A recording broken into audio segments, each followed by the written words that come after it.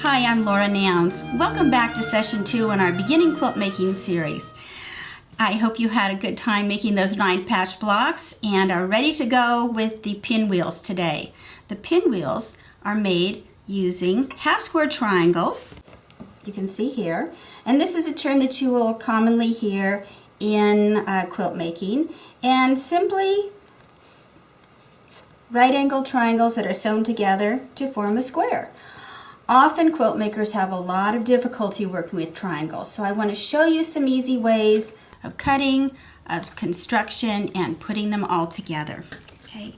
This is a 6-inch block. Whenever we refer to blocks, it's always in the size that the blocks are going to finish when they come into the quilt. That means when they're sewn, all sewn together into the quilt.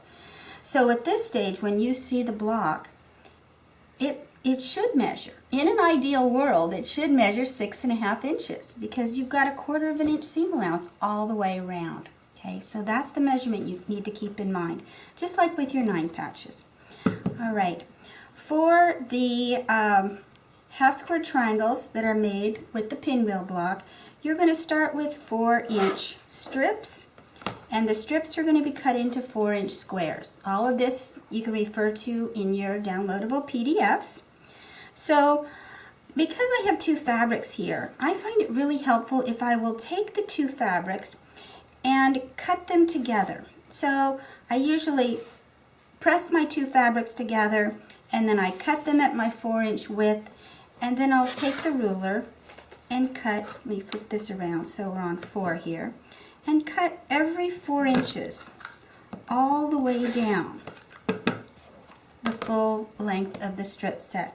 This way they are conveniently stacked, they're ready to go, and they're exactly the same size. You know how often it can be difficult if you're cutting separately and then you try to put them together and they don't always align perfectly. So this will just take care of that for you.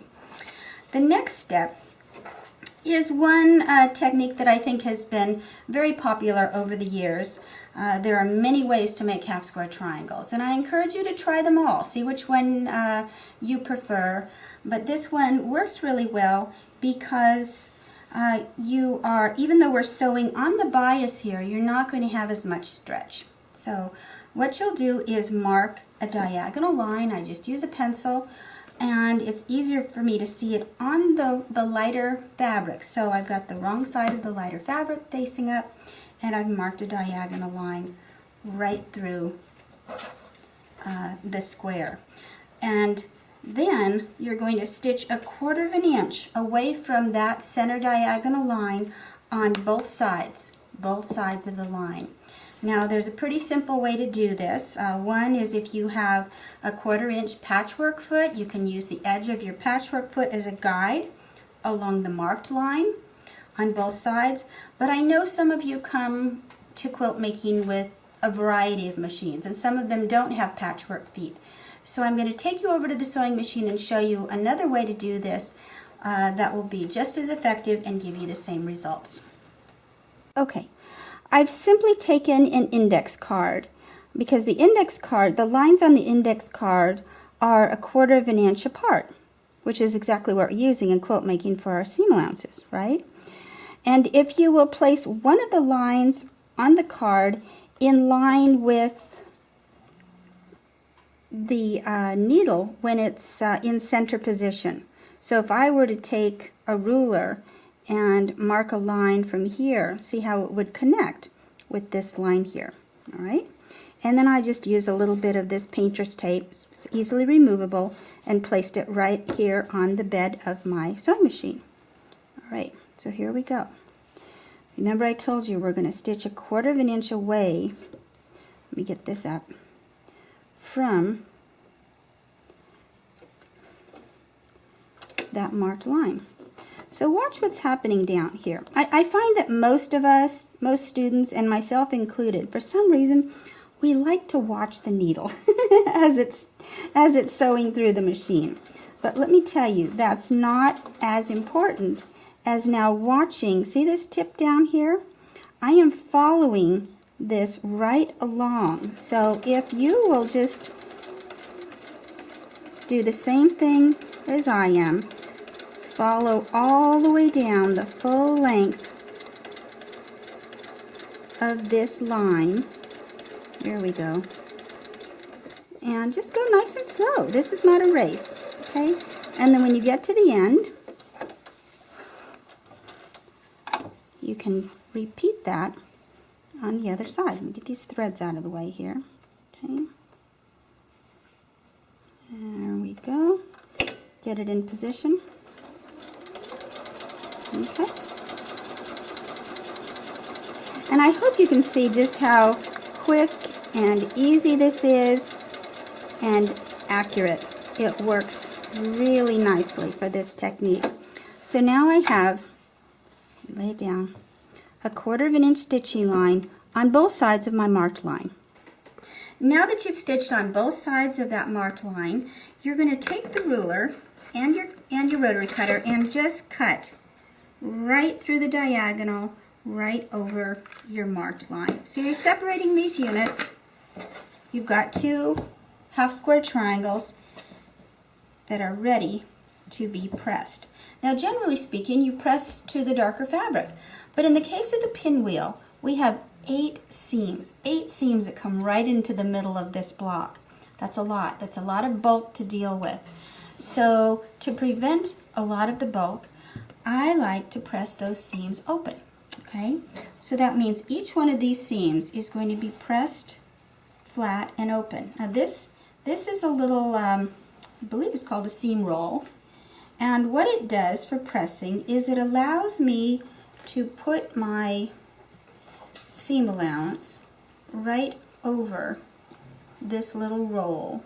And when I press, it won't create a ridge on the right side, okay? Because I'm just pressing right here where the rest of the fabric is hanging over the edge of the roll. So just like this, okay?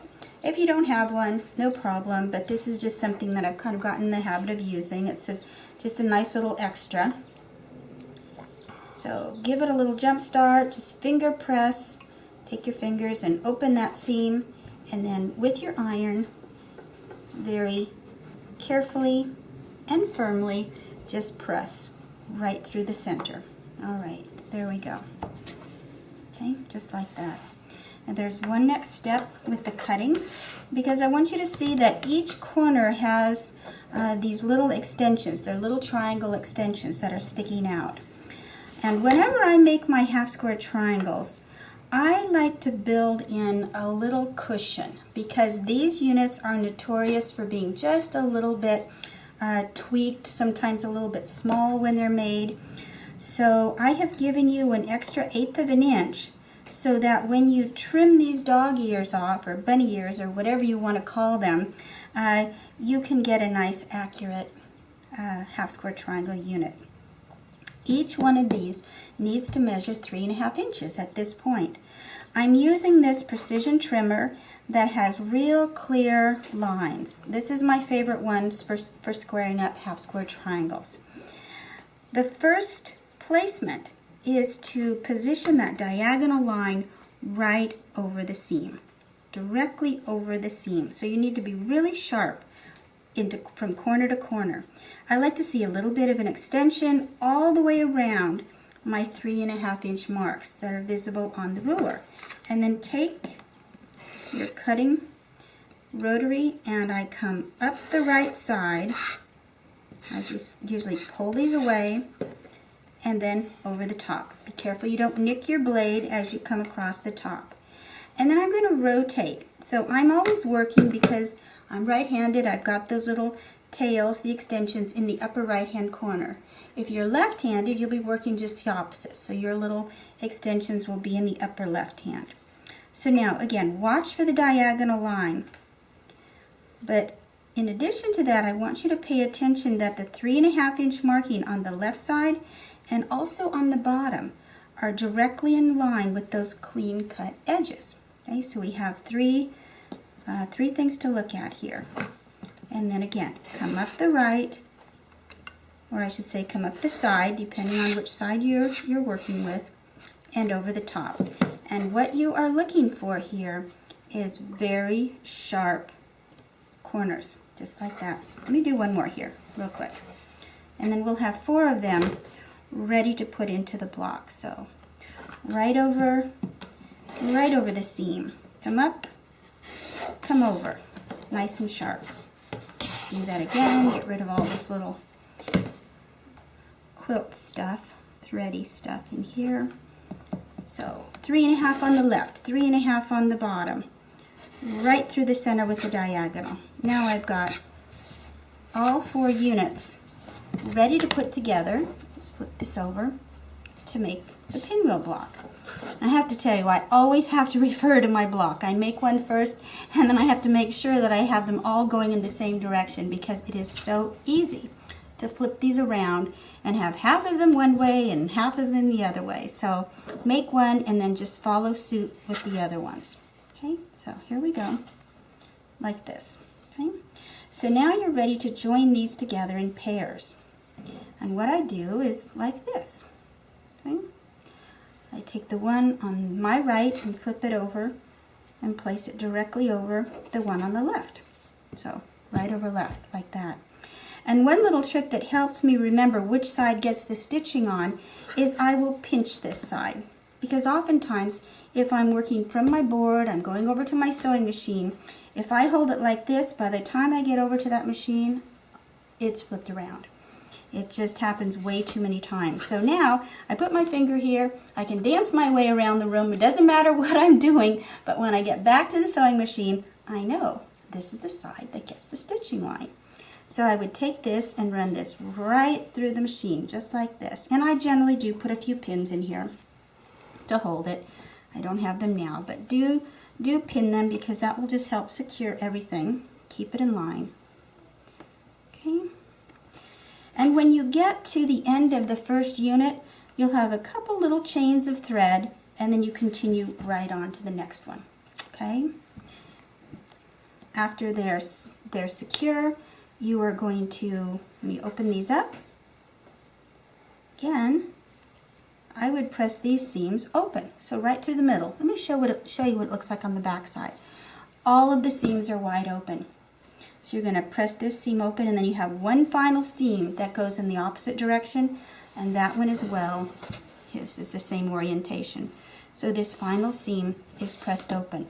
So you have a real sharp center intersection.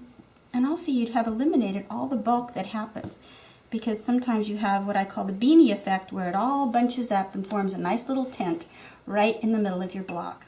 The final step is give it a good press on the right side. Okay? Checkpoint. You know how I like checkpoints.